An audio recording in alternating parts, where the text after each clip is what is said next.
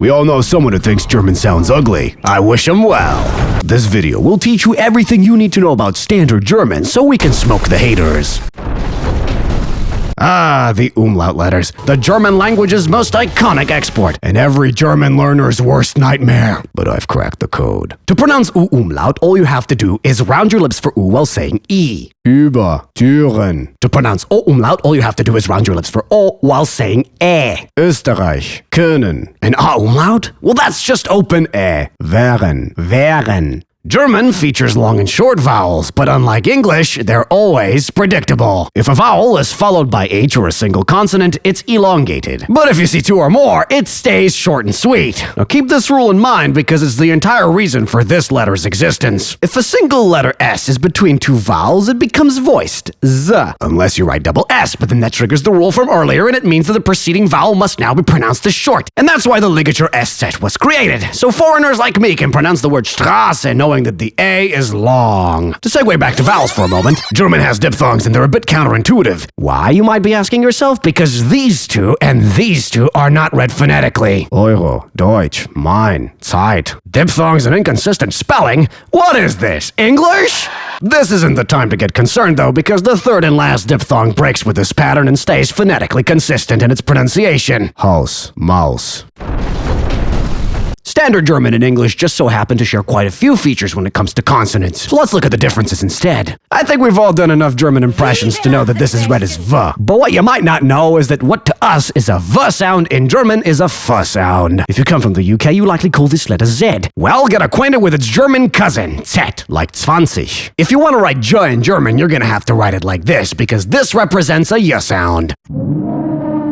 About 100 years ago, the majority of standard German speakers used to roll their R's, reden. But I'm sad to report that nowadays, the throats of millions of German speakers have been infected by the guttural R, reden. It's also important to make the distinction that the letter R at the end of a word is pronounced like a reduced A sound, like in Mitarbeiter. Bonus fact, apparently in Switzerland they still roll their R's. Please let me into beautiful paradise, please, please.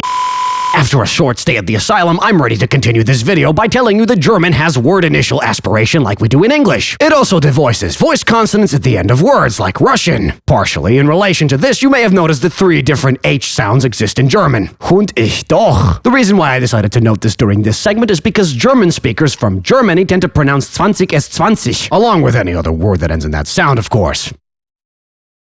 If you've spent even a moment on the German-speaking side of the internet, you've probably noticed a lot of people making jokes about Bavarians, Austrians, and the Swiss speaking in eldritch tongues that are incomprehensible to all but those who live there. Servus. Schlechte du Arschloch.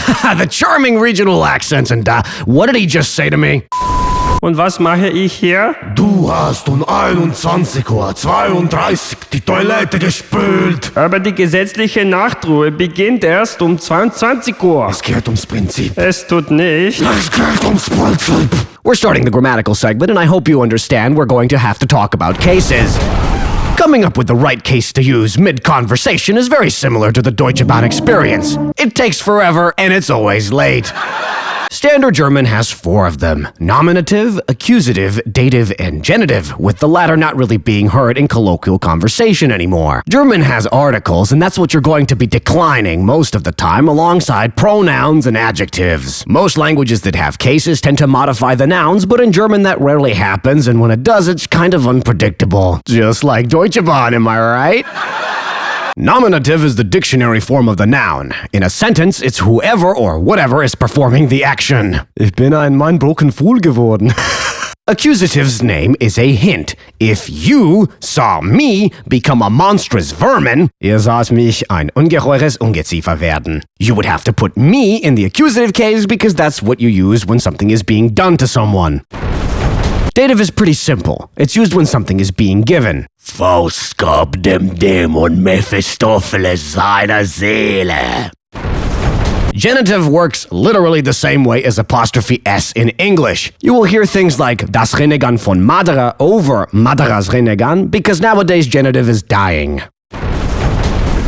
Certain prepositions trigger cases, though 9 specific prepositions can trigger either accusative or dative, but it's predictable. Accusative is used with motion towards, while dative is used when an action stays confined within one location. After my explanation, I'm certain you're thinking to yourself, wow, this isn't all that difficult at all. And technically you'd be right, it's very logical. But you have to remember that German has 3 genders in masculine, feminine, and neuter, plus a plural, and cases must always change to match these. Standard German is somewhere between English and Italian in verb conjugation quantity. Not overwhelming, but something you need to pay attention to. Before we can talk about tenses, German has 9 verbs that are priority learning. Having a conversation without mastery of these 3 auxiliary verbs is literally impossible, and speaking without using the appropriate modal verbs can lead to you getting snarked at. Kann ich rauchen? Du kannst, aber du darfst nicht. Don't ask me if I know this from experience.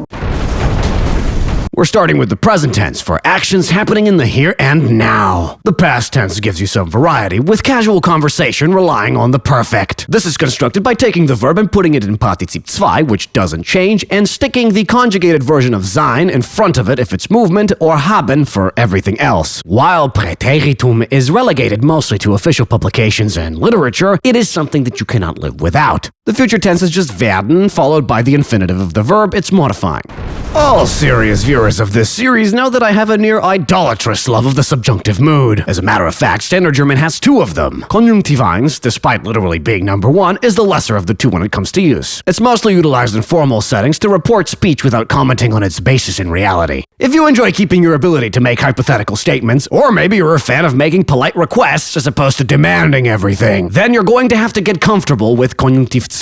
Don't get too worried though, because there is a shortcut. It's würde plus infinitive, and it works with every verb except for the big 9. Your next words are going to be, aren't separable verbs the most difficult part of this segment? And I counter that with my very own question. Why are they difficult? Because of German word order!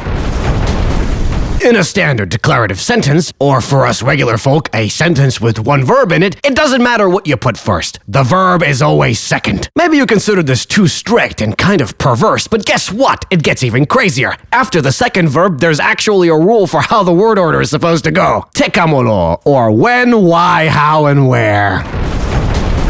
When a sentence has 2 verbs or a separable prefix, the conjugated part stays in position 2, while the second part is kicked to the very end of the sentence.